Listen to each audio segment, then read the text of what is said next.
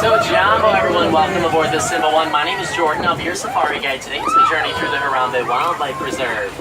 Is it anyone's first ever safari? Yeah, a couple of you. Wonderful. Welcome aboard. If you are returning, then welcome back. Now, a quick safety reminder, I do need you guys completely seated at all times as we journey through the reserve today, whether the truck is in motion or not. If we do have any lap sitters, that is A-OK. Just make sure that they are indeed seated on those laps at all times for me, not being held in the air for a better view or being passed from parent to parent, lap to lap. It's also a photo-taking safari, so feel free to take all those photos and videos you would like, but make sure that you keep a firm grasp on those devices, because I am not authorized to stop or turn around for anything that might fall out of the vehicle. And the roads out here in Harambe are very bumpy as a result of them being unpaved. It looks like we're starting our journey off today in the Little Ituri Forest, keeping our eyes open for rainforest dwelling animals might be visiting. You're going to want to have those eyes open and cameras ready at all times on the reserve today, but specifically in the Little Ituri Forest. So a lot of the animals that tend to visit the forest are very good at camouflaging.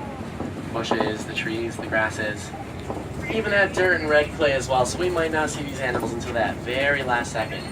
You guys are going to want to be ready.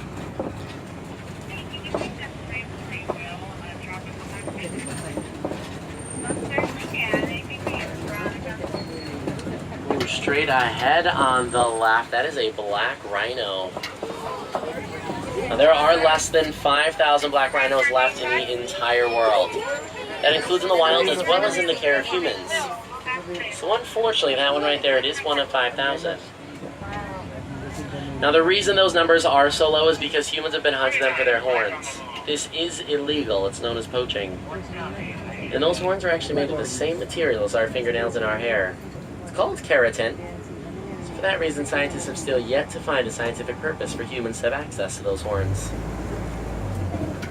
We're also their number one threat in the wild. Other than humans, they really don't face many natural predators out there. So we can take sole responsibility for those numbers being as low as 5,000. Up here on the right, these light brown antelope are greater kudu. It can weigh as much as 750 pounds fully grown. And those three are all females, you can tell because they don't have any horns. Not only would their male counterparts have horns, they're actually the longest ones of all of the antelope species. Make sure we're not making any animal sounds at them for me though. Their horns can actually become as long as almost 6 feet long in length, up to 71 inches long. Then over on the left, all those reddish chestnut brown colored antelope, those are bongos. Now the bongo is known as the ghost of the forest because they are so rarely seen. And their horns actually make one complete spiral from start to finish. That helps them to maneuver through that underbrush without being hindered by it, so it's a pretty nice feature when they're trying to beat those predators. Next up, we're heading on down to the Sabi River, see if we can find any river-dwelling animals out here today.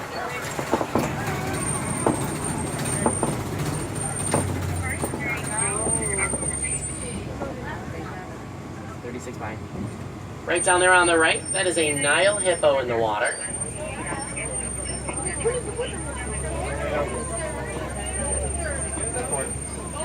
Now the hippo, they can hold their breath for up to 8 minutes at a time, and they will do so even while sleeping underwater.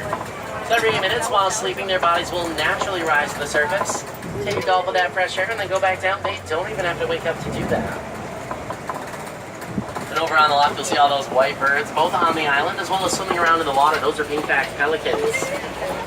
They get that name because during their mating season, their back feathers will indeed turn a pinkish color.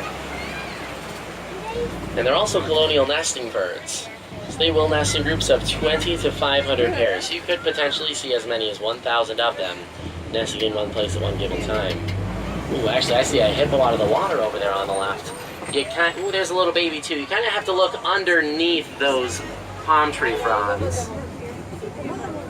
Yeah, I see a little baby hippo all the way over there. I do need everyone seated at all times for me though, please. Even those young ones. Thank you. Now, the average hippo is born weighing about 85 pounds. Then they'll grow up and weigh anywhere between 2,500 and 5,500 pounds. Down there on the left, those are Nile crocodiles. Now, the Nile crocodile can grow to be as long as a giraffe is tall. That is about 20 feet long. They're also cold-blooded animals. They do have that extra hindrance, having to regulate their own body temperature.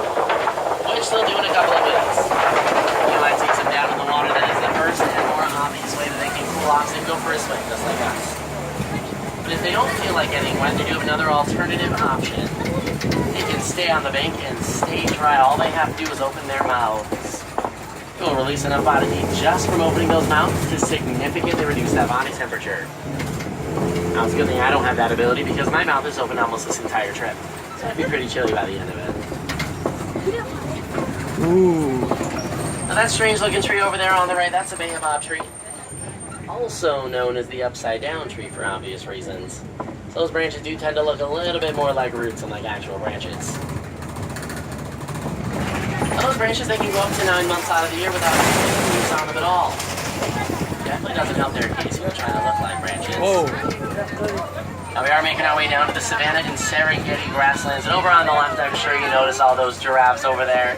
I will tell you about them in just a moment, but I'm going to tell you about these animals right over here on the right first, just in case you don't get to see them again. You'll see the small cinnamon brown colored animals lying down behind the wood pile. Those are springbok. They're among the top 10 fastest land animals in the entire world, reaching speeds of 50 to 60 miles per hour. And they get that name springbok because they can spring as high as 6 feet vertically in the air, or as far in front of themselves as 13 feet forward in a single bound. Then these brown and white animals with the huge horns, these are Ankoli cattle. Also known as the Watusi cattle, after the Watusi tribe. It was that tribe that was the first tribe to domesticate them. And they're actually the only domesticated animals that tend to visit this reserve. So they're likely the only domesticated animals we'll actually see out here today.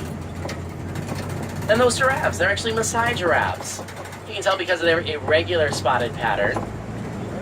Reticulated giraffes have a more net-like pattern, smoother, crisper lines dividing those spots, less of that white surface area surrounding them altogether.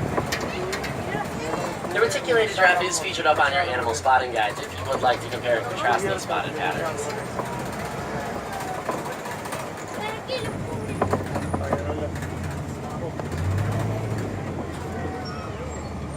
Now over on the left, lying down behind the cave, there is, looks like 2 spotted hyenas lying down right next to each other. Now even the lowest ranking female in a hyena clan is still higher ranked than the highest ranking male. It's go girl power. And also very powerful jaws as well, which they'll use to crush the bones of their prey in order to access and ingest that bone marrow on the inside. Over on the left, those dark brown antelope, those are the sable antelope. They're the official emblem of the Harambe Wildlife Reserve. So when you see some outlines, images, or silhouettes of them on the wing today, that would be why. Now we are getting very close to these giraffes. Just make sure that we're not making any animal sounds at them, as they are very much wild animals. Definitely get those pictures. Now giraffes, they only sleep for about 30 minutes a day. They'll do so either standing up or sitting down. You will almost never see a giraffe lie completely down and rest that neck on the ground, as that would put them in their most vulnerable position. And of course, be giving up that vantage point that they're very long and actually ride them with. Down there on the left, that's a Patterson's eland. Now, the eland is the largest of the antelope species, with the male Patterson's eland becoming as tall as 6 feet tall at just their shoulder. That's not including their necks or their heads. I think from a standing, non-moving position, they can actually leap as high as 8 feet vertically in the air.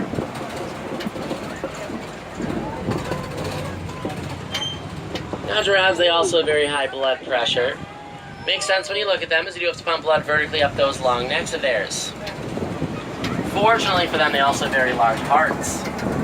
The giraffe heart can weigh as much as 25 pounds all by itself. It is that massive organ that makes it possible for them to get that blood all the way to those long necks into their heads.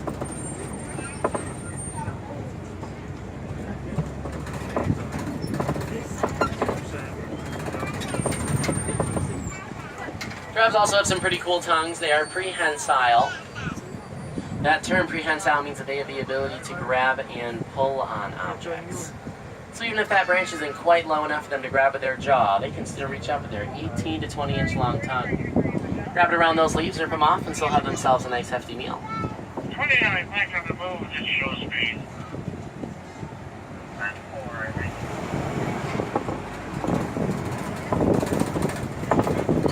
Now a group of giraffes like we're seeing, it is known as a tower. It's one of the easier group names to remember because they are so very tall, reaching heights of 18 to 20 feet tall. Even a newborn giraffe is born about 6 feet tall, so it's likely that a newborn giraffe is still taller than most of the people in the truck right now.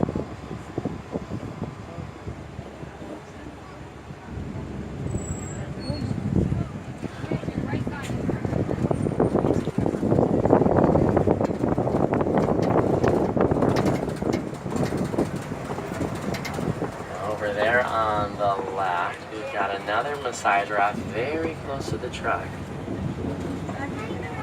Definitely get those pictures.